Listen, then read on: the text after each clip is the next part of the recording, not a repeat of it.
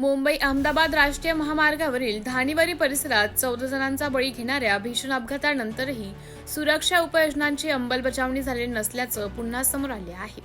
गुरुवारी याच धोकादायक पट्ट्यात केमिकल वाहतूक करणारा भरधाव ट्रक चालकाचं नियंत्रण सुटल्याने थेट रस्त्यालगतच्या घरात घुसला।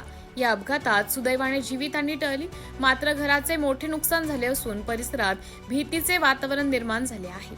ट्रकमध्ये रासायनिक पदार्थ असल्याने संभाव्य गळतीमुळे मोठा अनर्थ घडण्याची शक्यता असल्याची प्रतिक्रिया स्थानिकांनी व्यक्त केली। 14 जणांच्या मृत्यूनंतर संरक्षक भिंत, क्रॅश बॅरियर्स, रंबल ट्रिप्स व अन्य सुरक्षा उपाययोजनांची आश्वासने देण्यात आली होती, मात्र प्रत्यक्षात कोणतीही ठोस कार्यवाही झालेली नसल्याचा आरोप ग्रामस्थांनी केला आहे।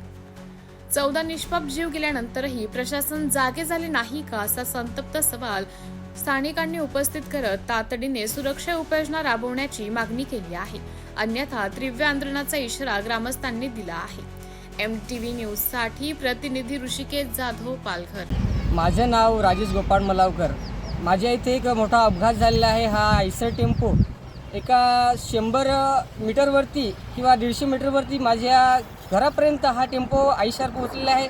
एक माझं मोठं नुकसान झालेलं आहे आणि इथं हायवेवरती एक 15 दिवसापूर्वी मोठा एक साखरपुड्याचा अपघात झालेला होता।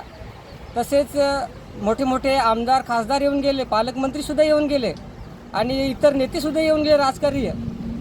परंतु त्या लोकांनी आश्वासने दिली की आपण इथे बॅरिकेड्स लावू आणि सर्व काही पण चांगली सोय करू। आजपर्यंत कुठली सोय केलेली नाही आणि आमदार, खासदार साहेब आणि पालकमंत्री साहेब, मी हात जोडून विनंती करतो की तुम्ही फक्त आश्वासन नको देऊ, एक काहीतरी कामं करून दाखवा, तेव्हा तुम्हाला काहीतरी जनता मान्य देईल।